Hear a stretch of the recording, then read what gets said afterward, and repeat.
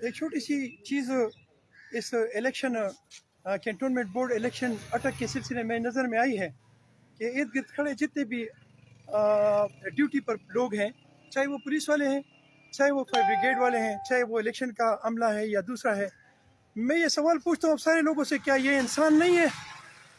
کیا یہ انسان نہیں ہے کہ آپ لوگ ان کو کھانے کا پوچھ لیں، آپ لوگ ان کو پانی کا پوچھیں، آپ ان کے سائے کا پوچھیں؟ آپ کس قسم کے لوگ ہیں؟ بڑی حیرت ہوتی ہے۔ میرے ارد گرد لوگ بھوکے پیاسے بیٹھے ہوئے ہیں اور ان کا کوئی والی وارث نہیں ہے۔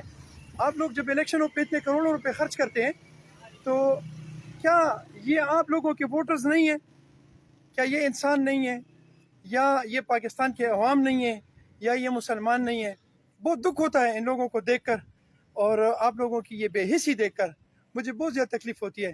ریکویسٹ ہے مجھے، تمام جتنے بھی الیکشن میں کھڑے آنے والے لوگ ہیں، یا ان سے ریلیٹڈ جتنے بھی سیاستدان ہیں، یا آپ سے ریلیٹڈ جتنے بھی مخیر حضرات ہیں، کہ آپ کے ارد گرد جتنے بھی لوگ ڈیوٹی پہ کھڑے ہیں، خدا را انسان نہیں، مسلمان نہیں، صرف انسان بن کر ان کے کھانے کا بھی بندوبست کریں، ان کے سائے کا بھی بندوبست کریں، اور ان کے پانی کا بھی بندوبست کریں۔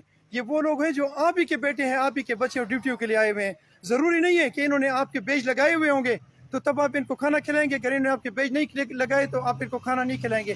اللہ کے بندو، آپ کو گولی سے بچانے کے یہی لوگ ہیں جو آپ کے سامنے کھڑے ہیں۔ اگر آپ پہ کوئی بم دھماکہ ہوتا ہے یا آپ پہ کوئی اٹیک ہوتا ہے تو یہی پولیس ہے، یہی رینجرز ہیں، یہی گورنمنٹ کے آفیسرز ہیں جو آپ کو بچانے کے لیے اپنے سروں کو ہتھیلی پہ رکھ کے کھڑے ہوتے ہیں۔